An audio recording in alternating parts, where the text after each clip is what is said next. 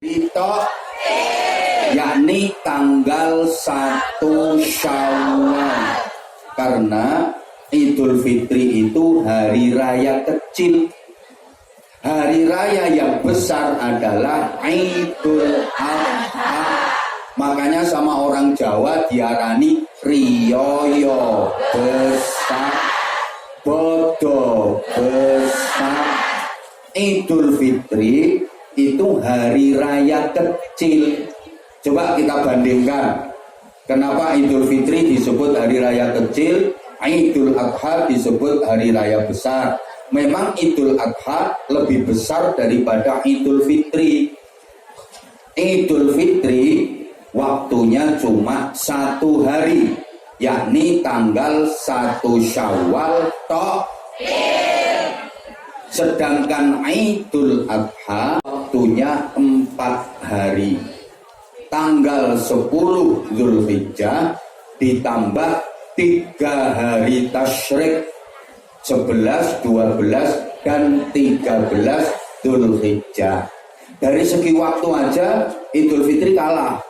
Idul Fitri cuma 1 hari, Idul Adha 4 hari. Kemudian Idul Fitri hanya nyembelih ayam, sedangkan Idul Adha nyembelih sapi. Ayam dengan sapi lebih besar. Idul Fitri mengeluarkan zakat fitrah.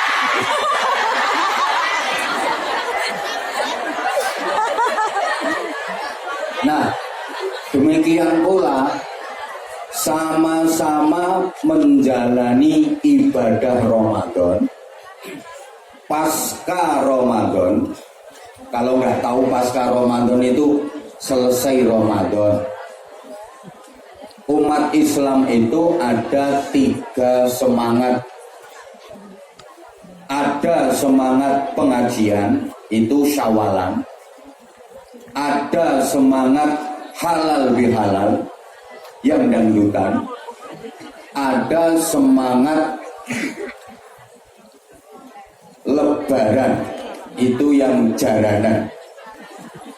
Yang ikut ajarannya Rasulullah, semangatnya adalah semangat Syawalan. Yang ikut ajarannya penjajah, bukan, semangatnya halal bihalal.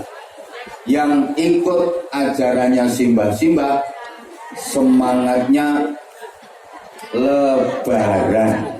Allahumma sholli ala Muhammad. Allahumma sholli ala Muhammad. Oke.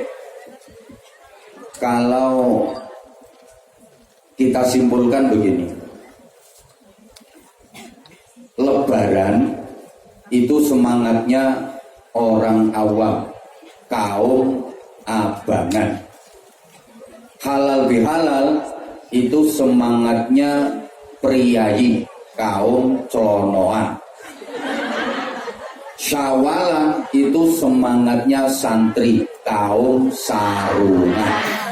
Oke, diulangi ya. Iki sengangele gatuk-gatukno gitu. Dan saya akan menyederhanakan bahasa agar mudah dipahami. Karena yang saya hadapi memang cantik-cantik, cuma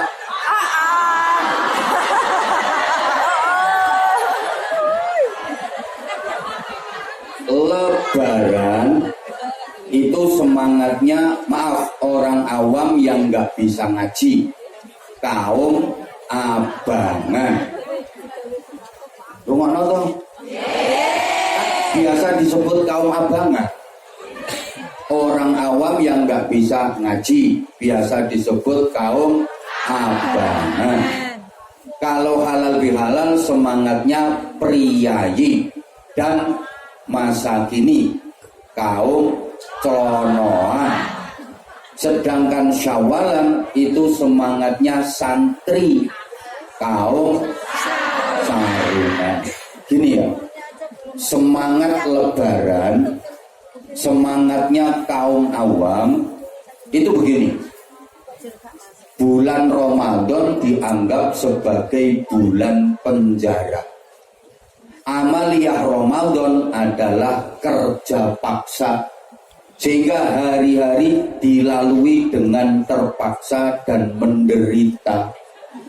Maka di akhir Ramadan yang dipikirkan itu ya kapan lebarannya, kapan selesainya. Ngeluh, mbuh poso kok ora barbar.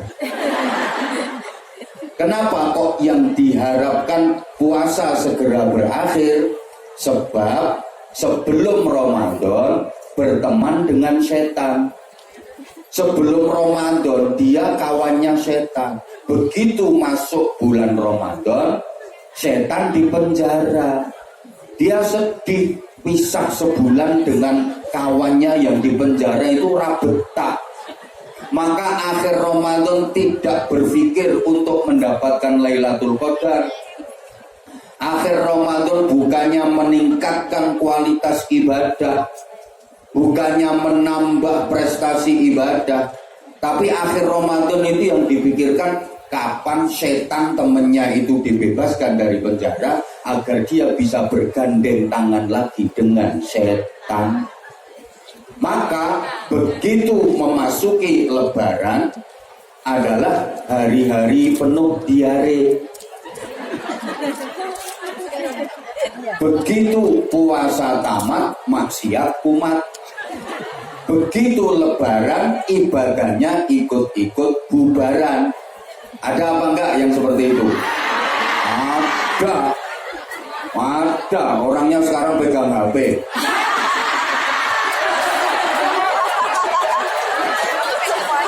Begitu Ramadan selesai, ibadahnya ikut-ikutan selesai. Coba Ramadan dilatih sholat malam dengan tarawih dan witir, itu kan latihan sholat malam. Sekarang Ramadan udah selesai, sholat malamnya terus nopo prei. Alhamdulillah.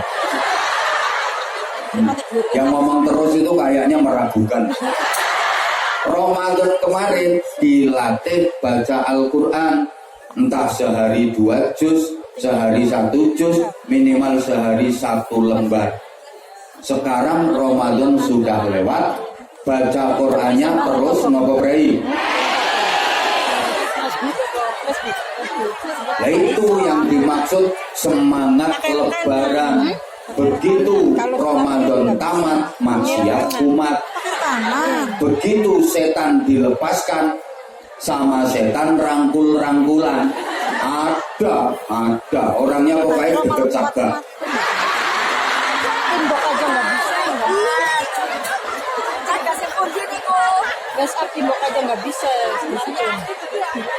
Kalau halal bihalal itu umum. Ya kayak yang kita lakukan pagi ini.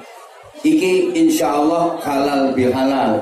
Kan gini, kalau halal bihalal itu masyarakat Indonesia modern. Karena tidak ada selain di negara Indonesia. Namanya halal bihalal itu hanya ada di Indonesia. Ini budaya yang luar biasa yang harus dilestarikan. Di luar Indonesia tidak ada. Apa di Hongkong ada? Kalaupun ada yang mengadakan kan ya orang Indonesia. Betul? Betul. Sampai nopo arep halal bihalal karo bapakmu, karo mbokmu kuwi, karo mbahmu kuwi. Ora mungkin. Gini, halal bihalal itu semangat dari masyarakat Indonesia modern yang sudah banyak merantau, banyak urban, pergi ke kota-kota, bahkan ke luar negeri. Ketika 1 Syawal kan libur, yang kerja di kantor ya libur, yang kerja di pasar ya libur, yang di instansi ya libur. Maaf, yang di rumah tangga, yang di berbagai sektor pekerjaan semuanya libur. Makanya pengen pulang kampung. Waktu di kampung mau silaturahim ke semua keluarga, waktunya terbatas karena liburannya itu terbatas. Sehingga mencari cara yang simple bagaimana supaya silaturahim ke semua keluarga itu bisa ditempuh dalam waktu yang singkat. Makanya terus dibikin acara kumpul bareng-bareng, dibikin acara dalam 2 jam silaturahim selesai, itu halal bihalal.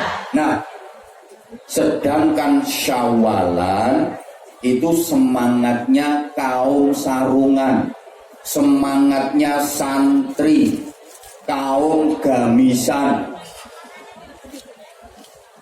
Bagi kaum gamisan, bagi kaum jilbaban, walaupun arang-arang cuma nek pengajian toh,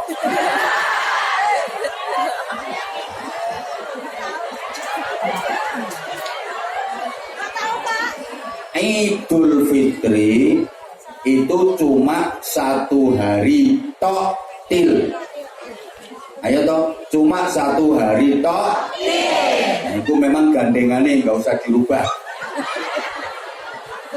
Kok tok tol. Menikmati dan mengambil apa saja kenikmatan yang disediakan Allah di surga untuk mereka.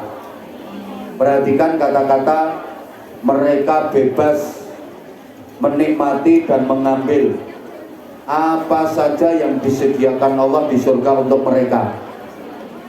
Jadi tidak ada pantangan, tidak ada larangan, tidak ada sirian.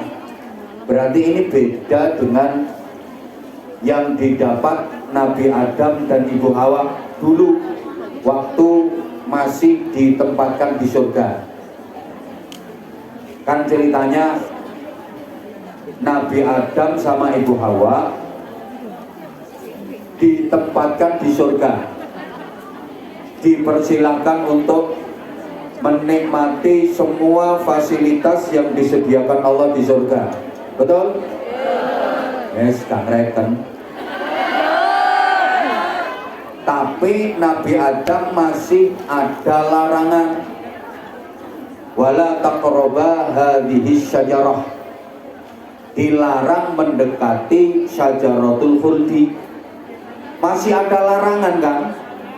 Nah, besok sampean-sampean nek sidono swarga, muga-muga sido. Ndak ada larangan, ndak ada pantangan, bebas. Kalau Nabi Adam kan masih ada pohon khuldi.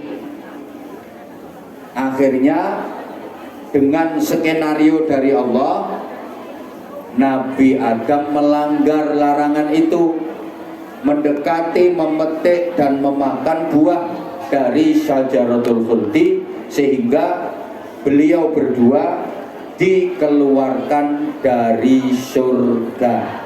Kan ceritanya begitu. Pertanyaannya, setelah dikeluarkan dari surga, Nabi Adam menyalahkan siapa? Apakah menyalahkan Ibu Hawa? Apakah Nabi Adam menyalahkan iblis? Apakah Nabi Adam menyalahkan Allah? Tidak.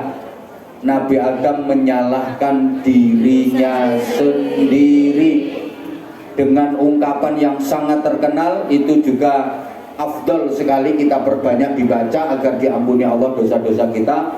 Rabbana dzalamna anfusana wa illam taghfir lana wa tarhamna lanakunanna minal khasirin. Ternyata Nabi Adam menyalahkan dirinya sendiri. Beda enggak dengan kita? Kalau kita malah sukanya menyalah-nyalahkan orang lain, betul? Ini pelajaran.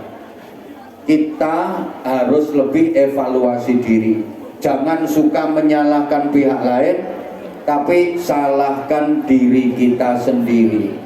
Kalau kita kan enggak punya anak nakal yang disalahkan anak, dia apa buatan?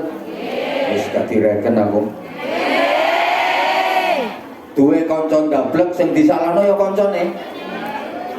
Kita begitu kok.